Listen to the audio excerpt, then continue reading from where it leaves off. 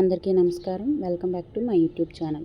గోపాలరావు సావిత్రిల ఒక్కగానొక్క కొడుకు వినయ్. గోపాలరావు ఉద్యోగరీత్యా వేరొక ఊరిలో ఉంటున్నారు. వినయ్ హైదరాబాద్లో తను చదువుకున్న ప్రైవేట్ కాలేజీలో ఎంటెక్లో కంప్యూటర్ ఆర్కిటెక్చర్గా చెప్పే లెక్చరర్గా ఉద్యోగం చేస్తూ గవర్నమెంట్ లెక్చరర్ పోస్ట్కి అప్లై చేశాడు. గోపాలరావు, వినయ్ నీకు పెళ్లి చేయాలి, మంచి సంబంధాలు వస్తున్నాయి, అందులో మాకు అన్ని విధాలుగా నచ్చిన అమ్మాయి ఫోటో డీటెయిల్స్ నీకు పంపుతున్నాను, నీకు నచ్చిందో లేదో చెప్పు అని ఫోన్ చేశారు. వినయ్, అప్పుడే పెళ్ళేంటి, గవర్నమెంట్ జాబ్ వచ్చాక చేసుకుంటాను నాన్న. గోపాలరావు, ఎలాగో అప్లై చేశాక వస్తుందిలేరా, దాని గురించి ఆగి పెళ్ళిని వాయిదా వేస్తే ఎలా, అయినా చూసిన వెంటనే కుదిరిపోదుగా, పెళ్లి కుదిరి అన్నీ జరిగేలోపు నువ్వు అనుకున్న ఉద్యోగం వస్తుందిలే. వినయ్ ఇంకేం చెప్పలేక ఊరుకొని మనసులో అనుకున్న జాబు రావడానికి ఇంకా టైం పట్టేలా ఉంది, మ్యారేజ్ అంట, అయినా నాకు నచ్చితే కదా పెళ్ళి, ఈలోపు ఓకే చెప్దాం, కూల్ అవుతారు అని ఫోటో చూడకుండానే ఓకే చెప్పాడు. వైష్ణవి చాలా అందమైన అమ్మాయి. తను ఎంటెక్ చదువుతుంది. ఒకరోజు వైషు తన ఫ్రెండ్స్ రాధిక, మధులతో కలిసి షాపింగ్ మాల్కి వచ్చింది. అదే రోజు వినయ్ తన ఫ్రెండ్స్ ఇద్దరితో అదే షాపింగ్ మాల్కి వచ్చి అక్కడ బట్టల షోరూమ్కి వెళ్ళారు. అదే షోరూంలో వైష్ణవి డ్రెస్ చూస్తుంది. ఒకవైపు వినయ్, మరోవైపు వైష్ణవి బట్టలు చూస్తుంటే వినయ్ ఆ బట్టల మధ్య నుండి ముందు వైష్ణవి అందమైన కళ్ళు చూశాడు. ఈ అందమైన లోకాన్ని చూసిన ఆ కళ్ళకి తన కనులు కూడా అంతే అందంగా ఉంటాయని తెలుసో లేదో అనుకొని ఇటు నుండి ఆ కళ్ళనే ఫాలో చేస్తూ పెదవులు, చెంపలు చూశారు. అసలు ఇంత అందంగా ఉంది అమ్మాయి, ఎవరి అమ్మాయి అని చూడాలనిపించి ఒక్కసారిగా బట్టలు జరిపి వైష్ణవిని చూసి తన అందానికి అలా చూస్తూ ఉండిపోయాడు. వైష్ణవి మాత్రం వినయ్ని సీరియస్గా చూసింది. వీడెవడ్రా బాబు అలా తినేసేలా చూస్తున్నాడు అనుకొని అక్కడి నుండి వెళ్ళిపోయింది. ఇంతలో సిద్ధు వచ్చాడు. సెలక్షన్ అయిపోయింది ఏంట్రా? అయిపోయిందిరా. మరి ఏవి, ఎక్కడ్రా? వెళ్ళిపోతుంది కదరా. వైషు ఫ్రెండ్స్తో పాటు బయటికి వెళ్ళిపోయింది.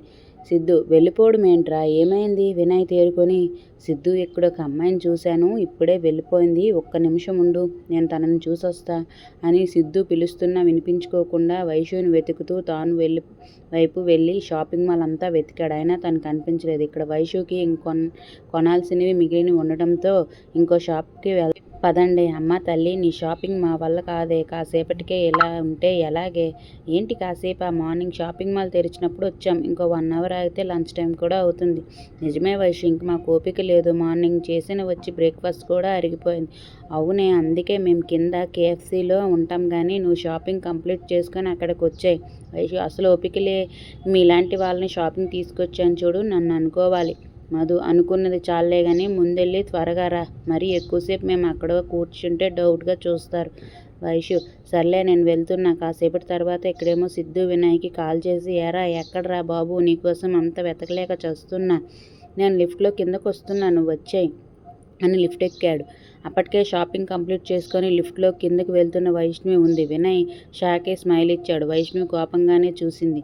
వీడేంటి ఏదో తెలిసినోడ్లా నాకు స్మైల్ ఇస్తున్నాడు, చి.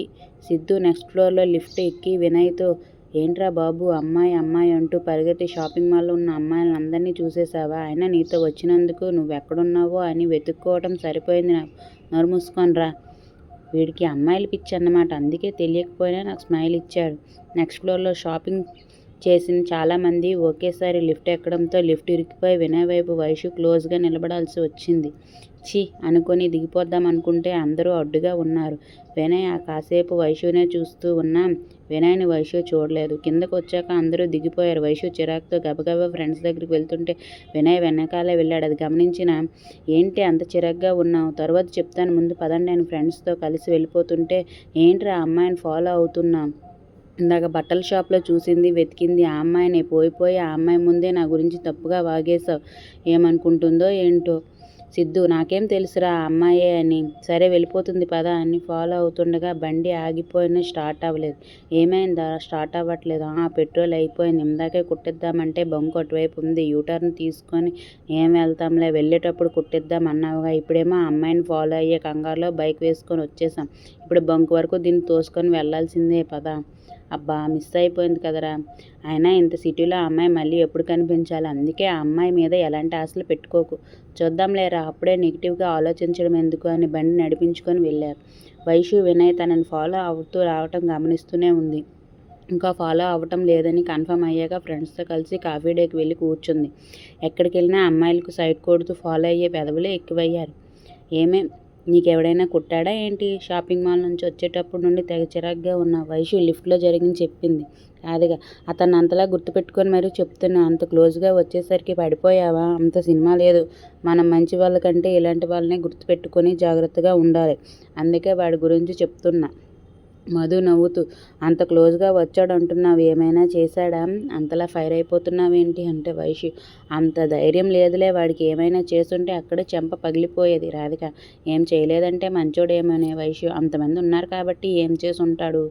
అంత మాత్రాన మంచోడు అయిపోతాడా? పదండి వెళ్దామని అక్కడ నుండి వెళ్ళిపోయారు. ఇక్కడ మాత్రం వినయ్కి షాపింగ్ మాల్లో ఉండటం, వైషును చూడటం, తనకి క్లోజ్గా ఉండటం అవే పదే పదే గుర్తొస్తూ ఉన్నాయి.